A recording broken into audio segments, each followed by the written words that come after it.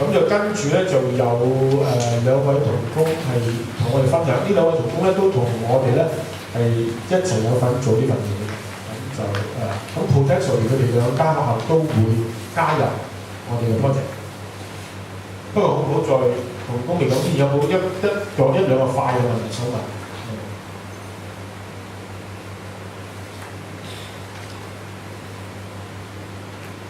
好，咁個交時間俾現在我哋請阿陳日平老師同埋曾瑞廉老師接同位師講，可以請兩位都坐上。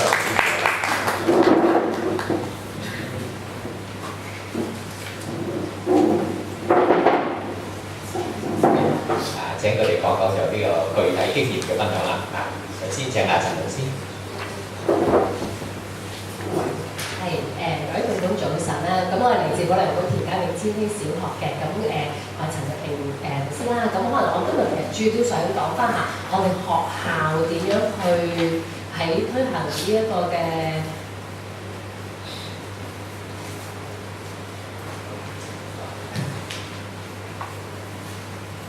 公民教育課入邊，即係我哋學校推行公民教育課裏邊嘅一啲嘅經驗啦，咁就可能同翻在場同工會分享嘅。咁首先講少少我哋學校嘅背景啦。我哋學校其實喺大埔嘅，都係一間千禧校舍啦，30班嘅小學嚟嘅。咁其實都有20幾年歷史㗎啦。咁其實公民教育呢個小組咧，裏邊其實喺即係公民教育課我哋學校推行都其實都10多年，即係基本上係公民課喺個正規個課堂時間表入邊咧，其實已經喺個時間表入邊定咗個課堂，都已經係10幾年㗎啦。咁其實裏邊嘅成員主要有課程發展主任啦、培育主任啦、公民教育小組啦，有個小組嘅主席啦，裏邊有啲其他同事幫手啦，咁同埋有常識科嘅主席啦，咁去建構咗我哋成個公民教育小組裏邊嘅個成員架構嘅。咁呢個公民課堂嘅時間安排啦，咁你睇到我俾咗個 sample 我哋學個時間表咁樣啦。咁其實我哋逢星期三咧嘅晏晝有一堂咧就會係公民課嘅。咁我哋嗰個運作模式咧就會係分咗低年班同高年班。咁1至3年班同4至6年班就拆開啦，咁就會輪流就會係如果呢個星期係1至3年班入禮堂做公民課咧，4至6年班嘅小朋友仔喺課室咧就會做一啲德育成長課嘅。咁可能到下一個星期就輪到高年班去禮堂做公民課嘅時候，就輪到低年班喺課室入邊就做翻啲嘅德育成長課咁樣啦。咁個課程規劃啦，咁其實一向嘅課程嘅規劃咧，其實都係照住教育局俾嗰啲指引啦。咁喺嗰個5大範疇，可能就住個人啊、家庭啊、社群啊、國家啊、呢個世界啊嗰個範疇去做嘅。咁同埋當同事要準備個課程嘅交案啦、個資料嘅時候咧，咁其實都會提出俾翻所有嘅同事就係都要重視翻個價值嘅批判啊同埋思考啊呢個方向去做咯。咁其實喺一向都係咁樣去運作㗎啦。咁到直至到有呢個嘅國教嗰個事情嘅時候咧，咁其實我哋就會再重新再去規劃翻，究竟我哋再點樣去規劃翻清楚啲嘢，點樣去教得更加可能深入啊，或者邊啲範疇嘅嘢我哋有缺漏到啊，咁去重新再整理緊個課程咧。咁其實我哋就會就住可能喺每一個科組入邊，可以點樣去建構緊一個較為可能全面啲嘅公民教育課咧。咁其實我哋喺常識科啦，常識科入面其實主要可能喺佢哋嘅課本啊或者課程入邊係做緊一啲德育與價值嘅嘢啦，或者啲時事專題、啲時事討論嘅嘢啦，健康教育或者性教育啦，呢啲範疇其實都會放翻俾常識科嗰度去主導嘅。咁中文科可能係同啲國民教育性有關啦，即係其實可能要就住佢呢啲嘅課文，可能同緊一啲國情啊，或者係一啲認識嘅祖國啊等等嗰啲嘢，就可能喺中文科裏面去做。咁英文科咁佢主要係其實做緊一啲環境教育嘅，咁因為我哋英文科可能會做緊，可能會同環保啊、Earth Day 啊嗰啲等等，我哋都有做嘅。咁所以可能英文科就會喺呢個範疇裏邊嘅。至於培育組咧，培育組其實我哋學校就冇訓導組嘅，即係基本上冇訓導組呢個 terms。訓導組其實我哋就個組咧就會變翻做培育嘅。咁我哋即係其實會重視緊個培育緊小朋友。咁培育組裏邊就可能做緊生命教育啊、生活成長課嘅設定啊，同埋呢個學生議會嘅嘢。咁學校嘅政策課程啊，咁我哋其實都會制定翻學校個健康教育嘅政策啦，裏面包括今日呢度講嘅可能係健康教育啊、性教育啊、健康飲食啊、無煙校園啊，咁兼且我哋都會有一個嘅義工嘅課程啦，5年班嘅小朋友全部都要修讀嘅義工課程，同埋會做一啲實質嘅一啲嘅社區上面嘅義工服務嘅。咁亦都啦，6年級咧，咁就主要會做一啲跨境學習課程啦。咁就住可能有同根同心嗰度去參加啦，咁令啲小朋友去認識下多啲可能中國嘅事情啊咁嘅。咁我公民嘅個課程內容嘅綱要啦，咁其實主要都係圍繞住呢度範疇，可能頭先講過嘅一啲價值教育啊、時事教育啊等等呢啲嘅範疇咧，去設定緊我哋個公民課程究竟佢點樣去做。直至到咧可能喺1213年度啦，咁喺1213年度開始啦，因為其實就係嗰個國教嘅事件啦。咁其實可能喺國教嗰個未喺個反對聲音咁強嘅時候咧，其實學校最初都諗住應該都會改名㗎啦。即係星期三喺個 timetable 一向出嚟就寫住公民課嘅，咁諗住都可能出 timetable 喺暑假嘅時候，其實都已經 mark 曬寫曬變成國民課㗎啦。咁但係去到暑假尾段，即係開始要準備將個時間表要印製俾學生嘅時候，咁其實都會聽到個迴響好大。咁其實老師啊、校長啊，我哋都擔心嘅。咁其實都即刻都褪翻一步啦，即係都覺得唔敢咁快，即係個迴響去到咁強烈嘅時候，都覺得如果我哋學校呢刻就已經出國民科嘅時候咧，咁其實學校擔心嘅，即係有佢嘅憂慮嘅。咁所以我哋都係 keep 翻用翻公民課個名會好啲。咁所以其實我哋到最後出稿俾小朋友嘅時間表咧，或者係我哋內部嘅文件咧，本來都諗住擺翻做國民課啊，計劃書全部變晒國民教育咁樣，都變翻褪翻去公民教育。咁嗰刻其實我哋都再去籌備緊就係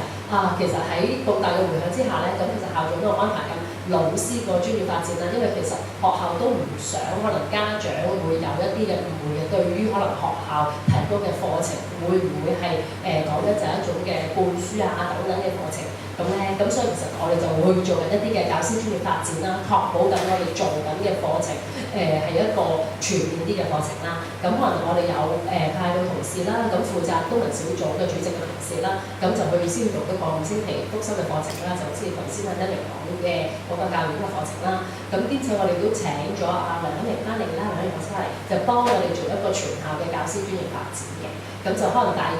大家都會等咗老師都會有個 message 知道咁點做咧，因為其實我哋真係去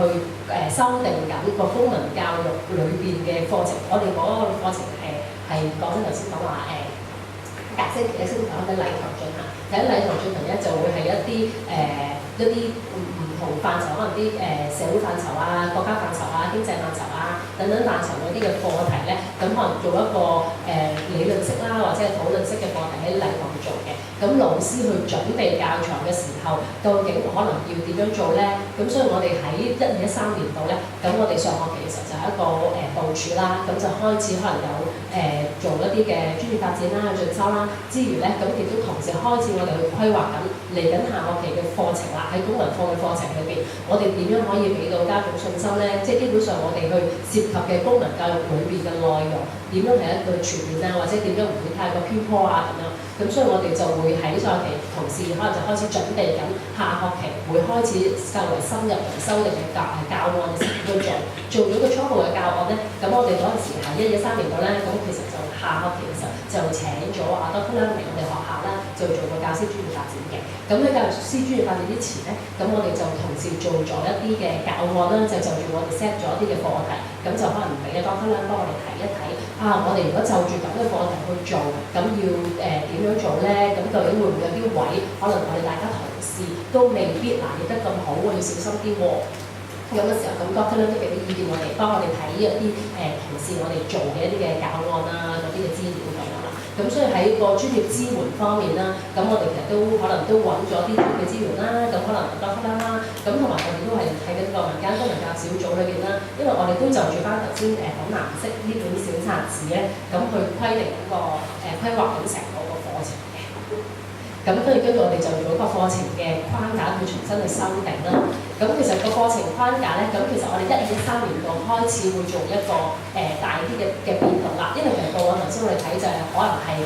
教育局提供個5大範疇啦，即係個人啊、家庭啊、社群等等嗰啲。以前我哋去 set 課題嘅時候咧，就住嗰個課題，然之後 set 咗個主題。可能以前我哋就會簡單啲嘅，可能就住啲個人家庭嗰陣時候，可能就俾一個課題同事，就係話我哋今次係尊重他人。咁然之後同事就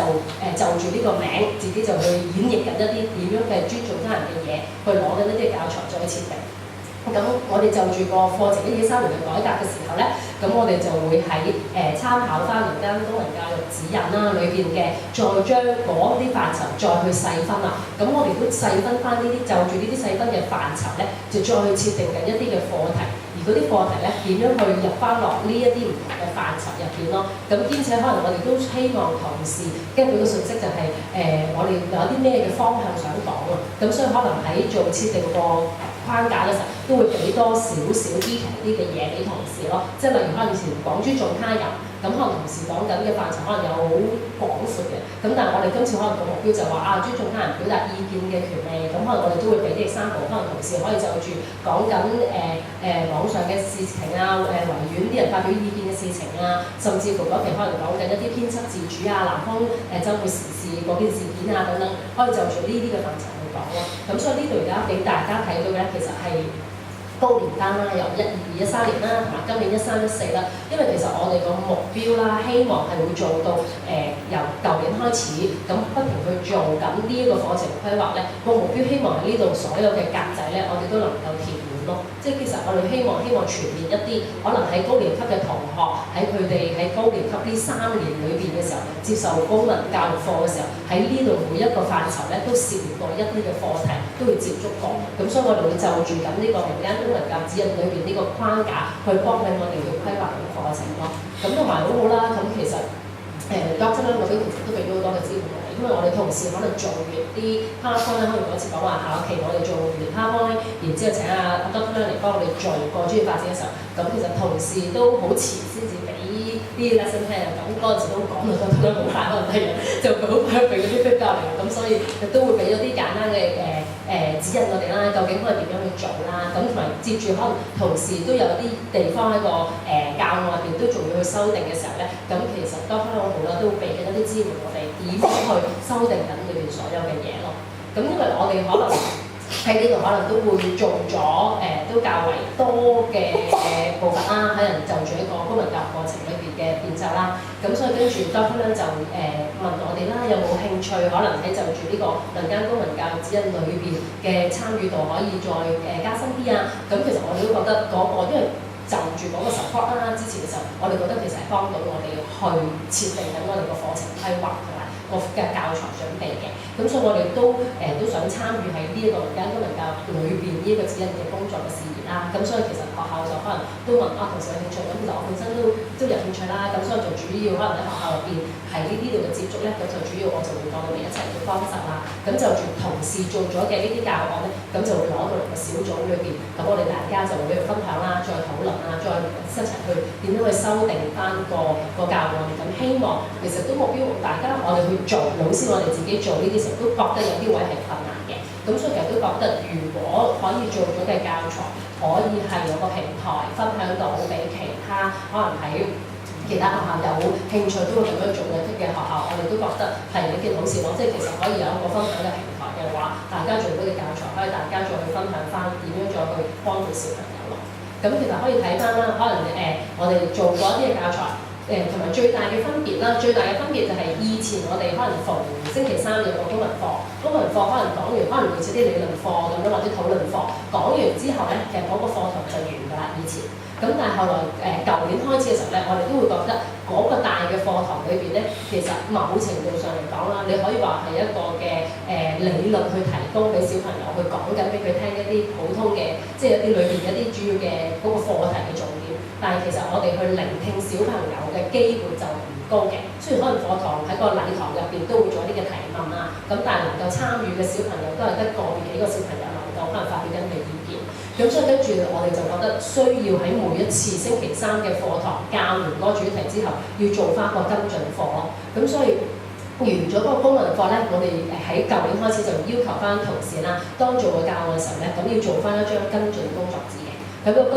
工作紙入邊咧，咁需要有翻當日裏邊嗰個主題裏邊究竟嘅一啲嘅理論係啲乜嘢，咁可能要俾小朋友喺做翻呢個工作紙入邊咧，我哋睇到小朋友可能喺呢度喺佢哋嘅工作紙嘅答案反映到我哋可能睇到可能小朋友都已經掌握咗某一定嘅理論嘅嘢啦。接住落嚟咧喺個工作紙入邊，我哋都講啦，一定要有思考部分嘅，即係其實唔可以係一啲既定 fixed 嘅 answer 咯。咁即係話俾小朋友去分享翻佢哋自己嘅睇法，即係好似呢一個課題我哋講緊國旗國徽咁樣嘅時候嘅，咁可能到最尾小朋友認識咗呢個課題當日係做俾低年班嘅，咁做俾低年班之後，然之後可能問翻佢即係講緊個身份國籍啦，呢個都可以分享，因為呢一堂其實呢個課題就係當日係我同小朋友喺禮堂度做嘅。咁可能都問緊係低年班小朋友啦，問緊佢知唔知自己咩國籍啦。咁其實我哋學校嘅小朋友都會有啲嚟自其他國家嘅小朋友，即係我哋有黑人嘅小朋友，有金頭髮嘅小朋友，有日本小朋友、韓國小朋友都有嘅。咁我哋都初頭冇預計過小朋友會講緊另外佢哋對國籍嘅概念，原來真係唔強嘅。即係除咗有呢啲國籍之外，再問到可能係本土我哋香港嘅小朋友嘅時候，問佢國籍嘅時候，佢哋會講咗佢哋祖籍咯，即係佢講我係你嘅國籍係乜嘢啊？佢話上海、廣州、潮州咁樣等等咯。咁即係佢會覺得原來喺我哋最初設計過程嘅時候，有啲位我哋都未必會預計到原來小朋友咁樣嘅應對咁樣咯。咁然之後可能完晒喺個課題面，咁我哋都會有一個思考嘅部分啦，可能就問緊小朋友對於因為有國旗法啊嘛，因為香港個情形可能唔可以毀壞國旗嘅，咁我哋有幅喺嗰個課題入邊喺個禮堂裏邊嘅課題咧，佢我哋 show 咗個 PowerPoint嘅，個 PowerPoint 就見到兩幅圖，即係兩幅個相片咧就係燒國旗，即係一邊就係可能啲美國人示威嘅時候燒國旗嘅情況，同埋香港人去示威可能去毀壞國旗嘅情況。咁我哋就話翻俾佢知原來喺其他國家冇國旗法嘅時候咧，喺嗰個情形可能燒咗個國旗咧，佢哋冇犯法嘅。咁但係可能喺香港嘅時候，你咁樣去毀壞國旗嘅話咧，其實你係犯法嘅。咁我哋最初其實問小朋友呢兩幅圖有啲咩問題啊？咁其實小朋友都會帶出佢哋可能毀壞緊個國旗啦，即係兩支唔同嘅國旗咁樣咯。咁但係小朋友因為其實都係低年班做啦，佢哋未必 get 到個 concept 就係話原來個香港有個咁嘅法律咯。咁但係我哋就帶出個 message，就想話翻俾佢知，可能唔同地方有唔同嘅規範，有唔同嘅法律，咁就俾佢去思考緊呢一個範疇啦。然之後就再話翻俾佢去諗緊喺呢一度，因為低年班啦，因為其實嚟緊我哋都有諗過嘅，有啲課題咧，我哋都會再喺高年班會再做嘅。即係可能喺呢個課題入邊咧，我哋做完嗰次低年班之後咧，我哋會諗其實應該都會喺高年班裏邊個思考性可能會更強。咁所以嚟緊其實喺高年班都會再做一次咁樣咯。咁可能喺低年班就只係同佢講緊，因為我哋有國旗法嘅情啦，咁就可能都叫佢思考緊如果俾咗呢個咁嘅 situation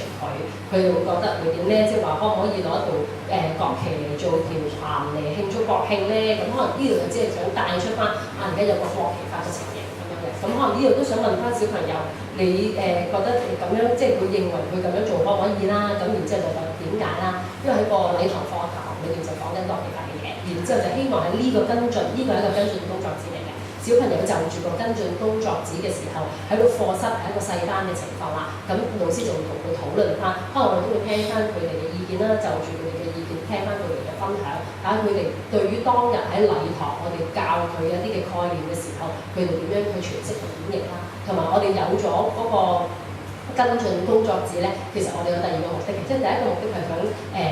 聽翻小朋友嘅聲音啦，究竟佢想做聽完之後，佢哋嘅迴響係點啦。第二嘅時候，我哋都想俾家長嘅信息嘅，等家長都可以放心，究竟我哋學校公民課係做緊啲乜咯？即係可能家長咧我哋都會擔心嘅，即係佢會唔會打嚟佢哋會話點解會教啲咁嘅嘢咁樣？即係最初因為我哋冇跟進工作紙嘅功能㗎嘛，即係喺課堂裏邊、禮堂裏邊做完一啲嘅概念嘅時候，其實小朋友冇一啲嘢實質攞翻屋企嘅。咁最初國民教育嗰個事件嘅時候咧，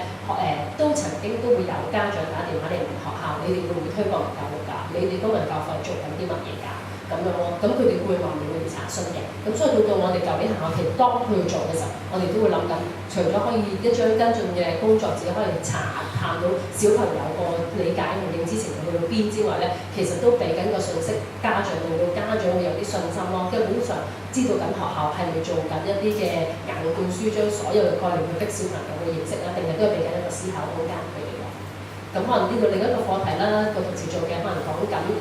道德與承擔嘅嗰個嘅主題，咁裏邊俾一個小嘅指引，同事就可能做緊一個黑心食飯裏面嘅事情嘅，咁然之後裏邊都係呢個思考嘅問題啦，問翻同學啊，你係消費者你可以點做啊？呢個課題就喺高年班去做嘅。咁當我哋做到唔同嘅課題嘅時候咧，咁其實我哋都會反思翻，當我哋去設計所有教材嘅時候，要注意嘅事情咧，就係話要多問為什麼啦，同埋看法要全面。點解會咁講咧？因為我哋當日去教小朋友嘅時候咧，同時我哋做咗唔同嘅課題，然之後仲俾翻多啲去睇。咁其實多啲俾咗個意見我哋咧，就係當日尤其是可能我哋有一組同事咧，我哋講緊六四嗰個課題係。咁喺個班方面六四入邊咧，我哋去設計嘅同時，大家都覺得應該 OK 啦，照住呢個方向去做啦咁樣。咁但係翻嚟個會考嘅時候，當翻俾我哋嘅意見咧，我哋嗰刻大家先至諗到，原來其實我哋某程度嚟講，如果我哋真係做當初同事俾嗰個課題嘅時候，似乎個思考層面係唔夠嘅。因為點解咧？因為我同事我哋自己做嘅教材講六四嗰陣時咧，就淨係講緊所有資料都係嚟自可能係得支聯會啊等等呢啲，我哋覺得要重考六四啊，或者係香港人啊等等嘅嗰啲嘅角度嘅觀點去睇咯，即係其實都只係得單一方面嘅觀點咯。咁當中咧，佢講嚟講啦，其實我哋都可以俾佢睇下中國嗰邊點樣去睇六四，即係應該係俾緊正反或者係唔同角度嘅資訊俾緊小朋友去思考咯。咁所以嗰刻嘅時候喺六四呢一個準備教材入邊咧，咁我哋同事更加能夠 get 到翻過程嗰陣，當我哋要去準備教材嘅時候，真係要多啲全面啲。即係有時我哋覺得呢個某一樣嘢嘅理念係啱嘅，我哋只係俾緊嗰邊嘅信息俾小朋友嚟講咧，佢知道嘅話都唔夠全面。某程度嚟講，你都係灌輸緊佢單方面嘅一啲嘅信息，冇俾緊一個思考嘅空間佢咯。咁所以我哋呢度就要去翻多層面啲、多角度啲去探討緊每一個課題嘅嘢咯。咁另外剛才都提供俾我哋就話當我哋去設計一個嘅跟進工作紙，或者去做一個禮堂嘅課題嘅時候，都要俾自己去做個 preparation， 就係你裏邊有冇一啲為什麼嘅嘢去問緊學生。如果唔係嘅話，其實我哋都係逼緊小朋友去答緊一啲指定答案咯。咁所以其實就住所有嘅公民教育課裏邊嘅喺個改革啦，因為其實我哋都會有一個即係修訂嘅改革裏邊，我哋都會睇緊我哋係咪朝住緊呢個方面去做咧，同埋目的都係好希望小朋友我哋能夠培育下一代嘅小朋友，就係佢哋都去識去思考、識去諗咯。咁所以我哋就喺個公民教育課裏邊去做緊嘅修訂啦。咁同埋就住舊年嘅同國家裏面嘅一啲嘅合作啦，咁其實會覺得就住咁呢度嘅專業嘅支援咧，其實都幫到同事嘅，因為其實喺同事咁大群人，我哋因為係全民皆兵嘅啦，一定要全部老師一齊落水，所有準備教所有嘅嘢。咁所以大家對於可能唔同課題啊，甚至乎公民教育嘅拿捏啊，點樣去詮釋啊，都會有唔同嘅睇法咯。咁所以其實我哋覺得，如果有咗一個嘅專業嘅支援，去幫一幫同事點樣去拿捏所有嘅嘢，或者係演説所有嘢，佢最幫到小朋友去培育到佢哋有多角度思考，識得去探個問題啊，去睇嘢或者去提問咧，咁其實會覺得係一定嘅幫助咯。咁呢度就主要係我哋學校嘅公民教育課裏邊嘅設定啦，同埋可能舊年開始做嘅修訂嚟嘅。咁唔知有冇同事會提問？多謝阿陳麗萍老師同我哋講佢哋學校嗰個公民教育嘅發展咧，同埋係透過專業嘅支援嘅時候咧，嗰、個嘅點樣可以做得更加好啊！我想先請阿曾瑞麟老師都講埋，然後一齊咁問好嘛？咁啊，請阿曾瑞麟先。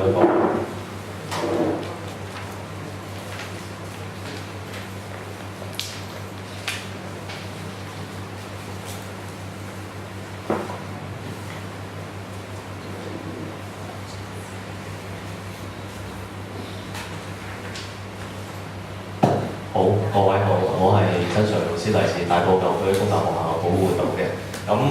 其實我同 Doctor Leung 都識咗幾耐嘅啦，不過都唔係好耐幾年嘅啫。不過講下，其實我自己都有份參與同佢一齊寫下教案嗰個過程嘅。咁我可能講少少即係自己個睇法，同埋講下學校我哋而家其實點樣做緊一啲公民教育。咁最後都講多少少其實點樣睇呢個計劃嘅幫助啦。回應翻少少啊，黃老師咧一開頭問究竟我哋嘅小朋友幾時開始接觸政治咧？咁我自己同我阿哥一齊住嘅，咁佢有個內地嘅老婆咁啦，咁有個女就大概2至3歲，咁咁我好感受到佢接觸政治。點解咧？因為佢每個禮拜6日就會翻大陸嘅。咁我其實好想翻香港，跟住問佢點解，原來香港有一場 YouTube。咁佢翻到嚟就會搏命撳嗰個 YouTube 睇。我諗其實如果你從宏觀嘅角度去睇，即係呢一個都可能已經係佢接觸緊政治一部分。因為即係我自己會諗，其實今日個世界係點？即係今日個學生係點樣嘅咧？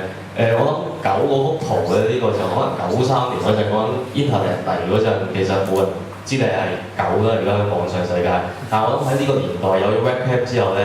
已經知咗㗎啦。咁前面呢幅圖咧，我諗就係、其實而家我哋嘅教育又好，成個社會又好，根本已經係進入咗即係教育成日講全球化、資訊科技。其實個資訊爆炸咧，我就會感受到其實而家今時今日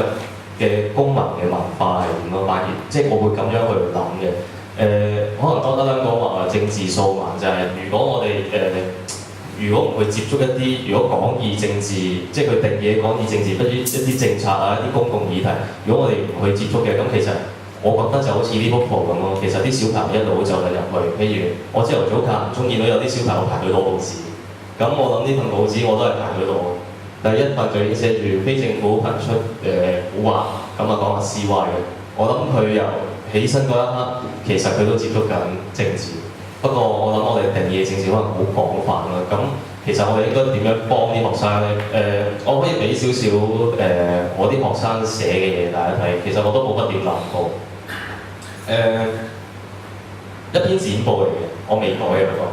呢篇剪報咧，其實講緊為 WiFi 平反嗌咯 WiFi。其實成篇嘢我都冇乜點留意，因為個主題講緊植物與環境。咁佢揾到篇新聞話，其實原來 WiFi 會影響啲植物生長。咁去到最後睇，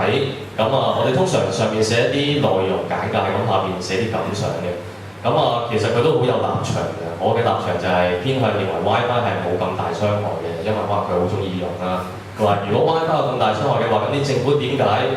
應該會提醒市民？即係佢會係咁樣睇政府。咁又點會淨係丹麥嘅媒體報導咧？其實佢都冇諗過，因為唔止丹麥媒體報導，因為隔離嗰篇新聞都唔係丹麥媒體啦。咁但係其實我覺得重點係最尾嗰句，避免用強國人言話。即係我哋從來上堂都冇用過呢個字嘅，但係我會諗就係、其實點解佢會用緊即係呢個字？即係其實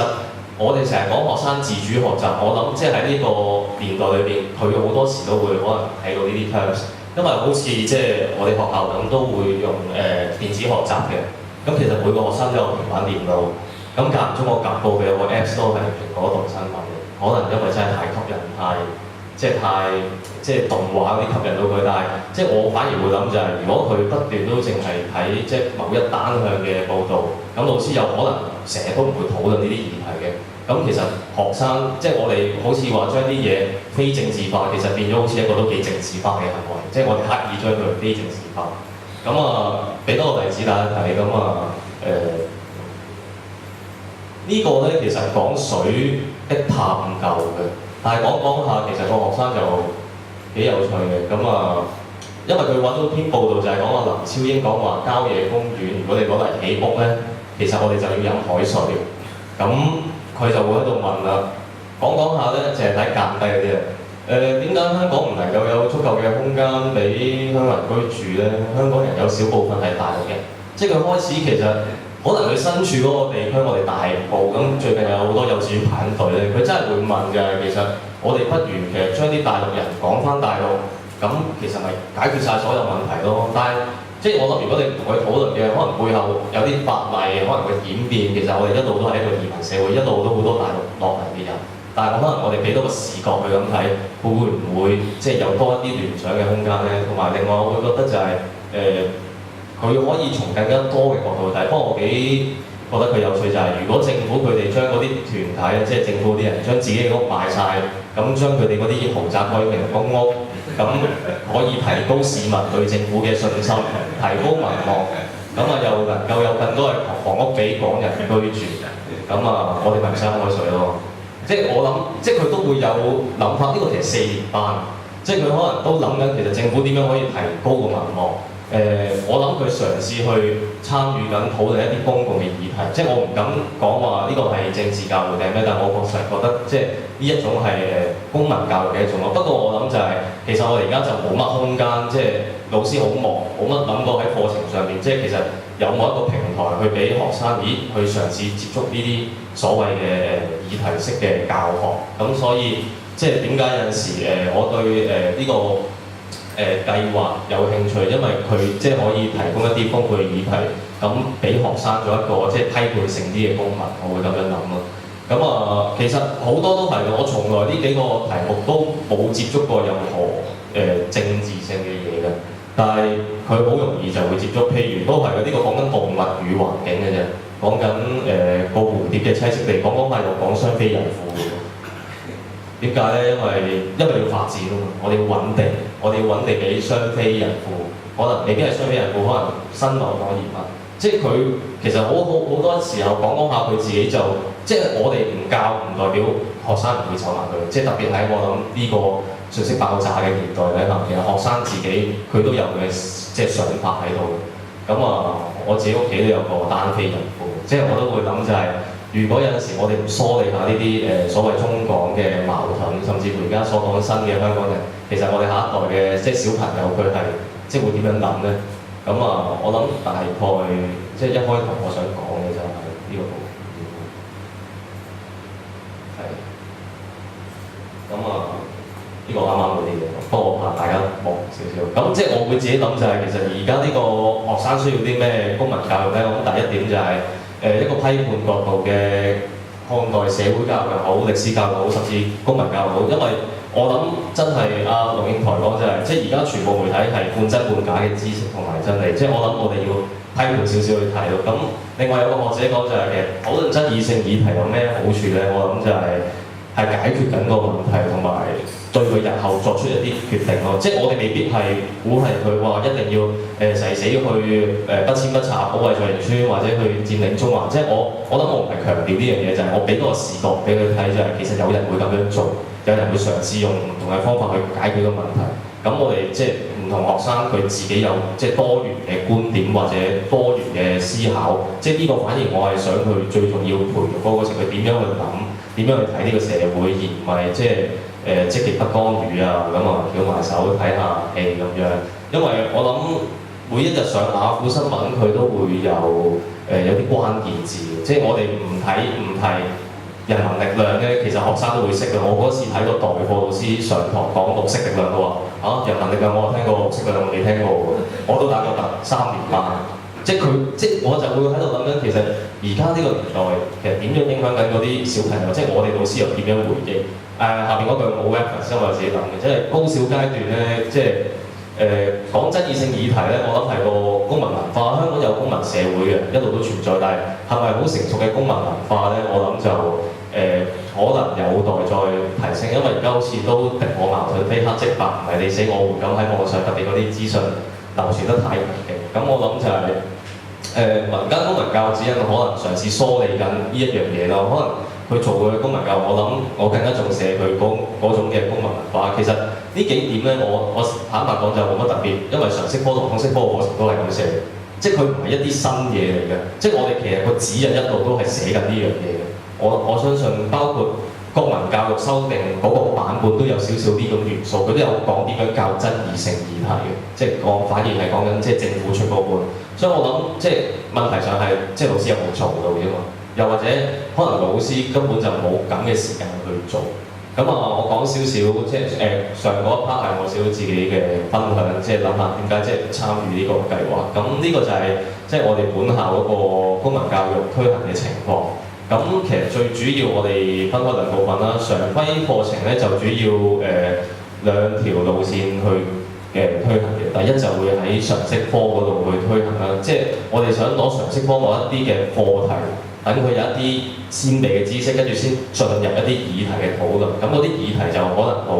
廣泛性，我哋會 set 咗一啲範疇。咁我哋嗰一堂會叫做通識課咯。咁另外成長課就係、我諗就係因為德育及公民教育，成長課就會俾翻落去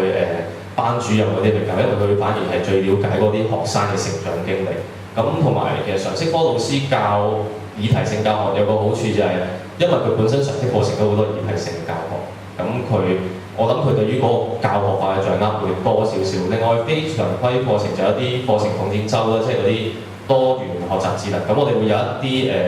每一級有個主題嘅，可能譬如講文化保育，可能講環保政策。我諗嗰啲都好涉及某一類型嘅公民身份。另外服務學習啦，學生議會即係呢幅圖咁個學校長啊，咁同啲學生喺度開會咁。呢個大家如果你想知多啲咧，其實我哋就上咗香港電台有個叫做《同你講清楚》嘅節目咧，就講下其實學校嘅學生點樣參與學校嘅政治，唔係政治嘅係學校嘅校政。咁呢幾個學生就嘗試為民請命去爭取飯商可唔可以個價格上或者味道上可以調高，咁就約見咗個飯商去傾嘅。咁成個過程其實幾有趣嘅。咁有啲同學話要多啲薯片啊，或者整多幾杯汽水。咁我諗，但係討論嘅過程就係、其實你爭取有啲嘢，你就要有個原因去說服人。咁嗰段片就收錄咗佢哋為同學去爭取福利嗰個經歷啊。咁最後好似係成功爭取到飯商對我哋同學嘅尊重啦。實大政策冇變動嘅。但係啲質好似熱咗嘅到最後，即係我諗，但係佢哋都自我感覺良好啦，幾個主席都好開心。另外就一啲交流團我哋會做嘅。我嘗試就會係點解常識通識有關公民教育事咧？即係我嘗試攞咗佢嗰個指引嗰啲範疇去睇，即係我諗個模式係大概咁樣上。公民教育好似乜都包含晒。喺小學咧，中英數以外就所有嘢都入晒常識數嘅。咁其實公民教育個感覺都好似一樣。如果即係我哋定義到好廣泛啦。其實如果簡單去睇小範疇，常識科就6大範疇嘅。通識科就都係6個單元咁啦。其實全部都好對應嘅。即係如果睇翻啱嗰幅圖，健康生活同個人成長、公共衛生、社會公民同今日香港、國民身份認同同現代中國，即係其實大家係相互相成嘅。呢本指引裏邊咧有個多元公民身份咧，其實如果你放翻入個框架度咧，其實都幾對焦，因為其實大家講緊啲嘢都係差無幾，不過我諗係個名字上定義唔同啦。我哋學校就變咗會有個所謂嘅校本通識課，就嘗試將啱嗰啲嘢，即係整咗5個範疇去根據常識科某一啲主題去做個討論咯。當中特別少少就會有啲思維技巧同埋專題研習。其實思維技巧係一種即係應格性嘅作用嘅啫，因為我哋會設計一啲工作紙俾佢討論個議題。但係學生諗嘢咧，即係譬如4年級咧，佢未必好天馬行空咁諗嘅。我哋有啲思維技巧就，如果大家有參與過咧，教育局好多嗰啲9招13式教人諗嘢嘅方法。譬如有一式叫做 CAF 咩 Consider All Factors， 就係你諗一個議題，即係我哋可能睇菜園村，我哋從經濟角度去睇，我哋從土地政策嘅角度去睇，同土地公義或者從生態角度去睇，佢咪有個框架去。即係俾一個教佢諗嘢嘅方法，等佢即係易掌握啲咯。加減趣即係其實好簡單嘅啫，即係你睇一件事佢嘅好處、佢嘅唔好處，甚至乎佢一啲有趣嘅地方就係咁簡單。我具體少少講啦，譬如第一個範疇環境與健康，其實6年級有課書叫做生物的相互關係。我哋點樣演變佢一個議題咧？就講下食魚翅啦。其實你講到最食魚翅，我哋通常會問佢一啲解決嘅方法。通常啲學生就話：我建議政府點樣罰啲市民或者限制啲酒店。其實呢啲都相對於即係佢哋討論一啲公共政策嘅問題嘅。譬如再講多少少，我哋有一課講中華文化常識科有本書講道德嘅。我哋會攞翻少其實而家中國嘅道德嘅情況係點樣俾佢睇。譬如呢個小雨事件去睇呢個中國傳統嘅美德同埋承傳，不過可能已經 out 咗。最近就好似有個小朋友俾人畫咗成眼，我哋可能就會有少少即係再變遷去再討論多少嘅議題咯。代母產子嘅思考，其實從科學科嘅角度都有啲議題討論嘅，譬如代母啊。我哋記得攞咗李兆基嗰幾個 case 嚟討論，其實個問題出喺邊咧？你點樣你睇唔睇咧？如果你係不育嘅話，你同唔同意代母咧？即係我哋會問多呢啲問題，問佢點解，問佢點樣，同埋問佢個立場係點咯。呢個大致上就係我哋學校嗰個情況。咁我最尾就講下其實即係呢個計劃，我諗佢某程度幫到就係啱啱阿盧咧講就係嗰個教師專業啊，嗰、個自主性啦。咁點解咁諗咧？呢個就即係我睇翻國民教育嗰件事咧，就都諗緊其實教師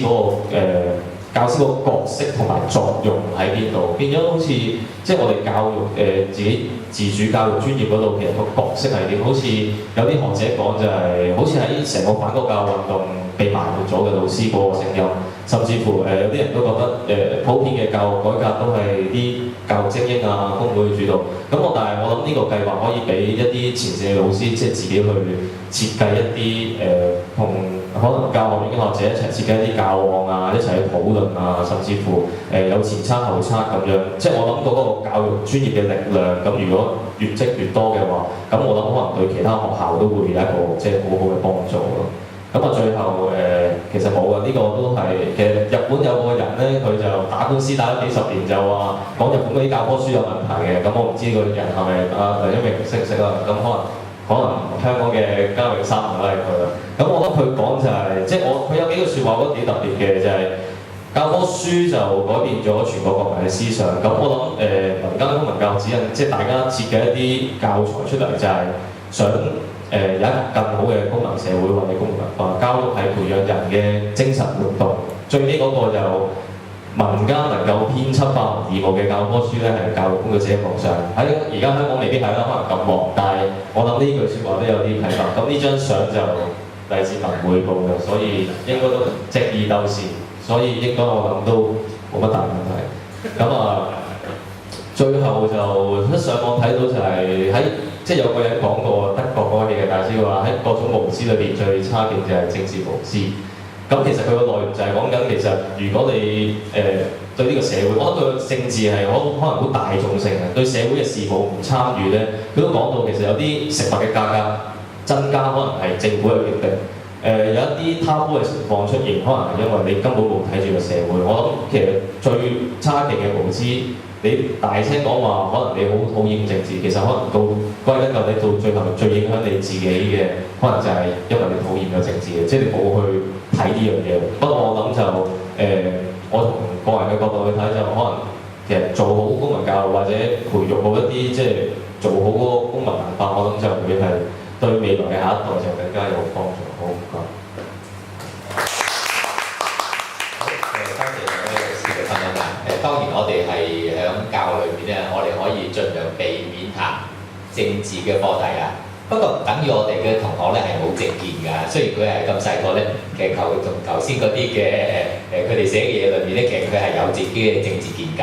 亦都其實係佢受緊政治教育，因為周圍嘅社會嘅唔同嘅資訊咧，其實都教育緊佢咁啊。咁而我哋點樣提供一啲嘅教育，使到佢嗰個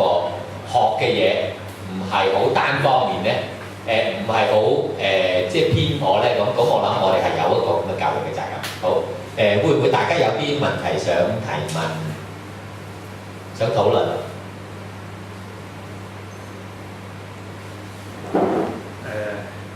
想問翻阿 Lowell， 你嗰個跟進活動教材舉預嗰度咧，國民身份嗰一張工作紙咧，最後嗰一題個好有興趣。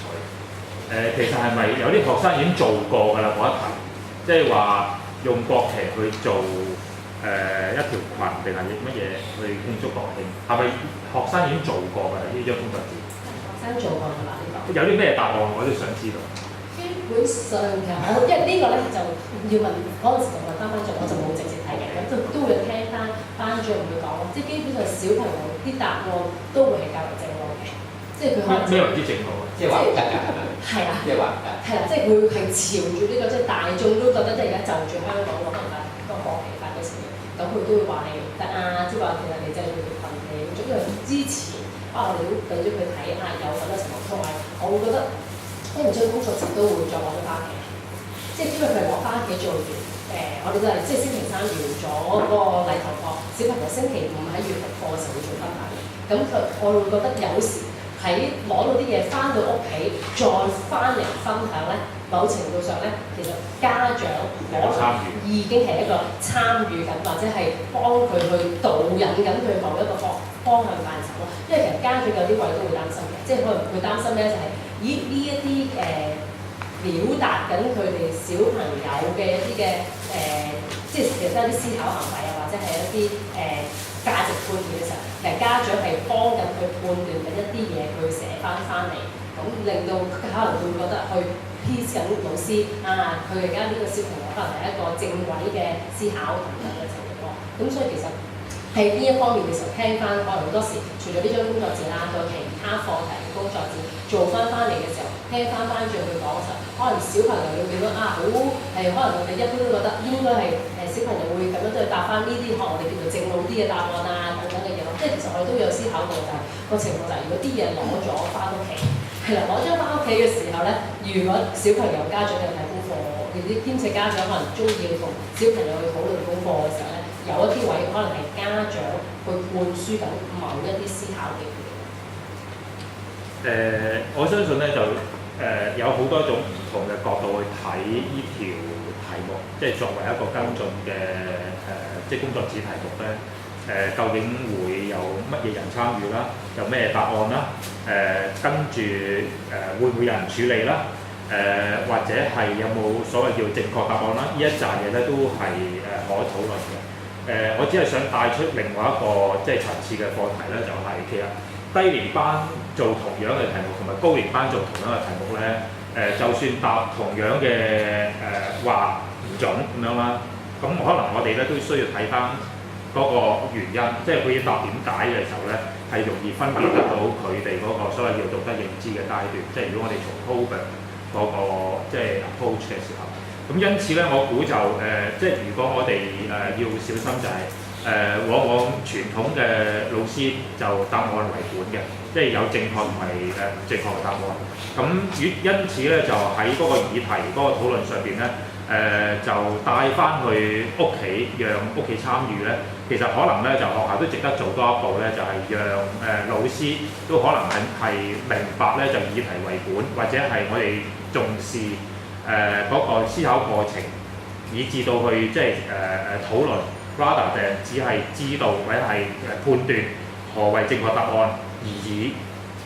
就叫做完成咗嗰份功課啦咁樣。即係我估有好多。東西咧就即係既然係涉及緊話帶翻學校嘅話咧，可能就即係我唔知我哋嗰個 team 有啲咩可以做啦。即係話同家長嗰個交代或者係即係交流咧，其實都可能係一個值得處理嘅事情。好多謝提出呢個關心，其實就點慶祝國慶用國旗點樣表達啊？其實可以係從法律角度，可以從一個道德角度。可以從一個情感角度都可以討論嘅咁啊，咁咧就仲有冇其他問題？我哋可以俾多一條，因為時間有限咧，我哋就會。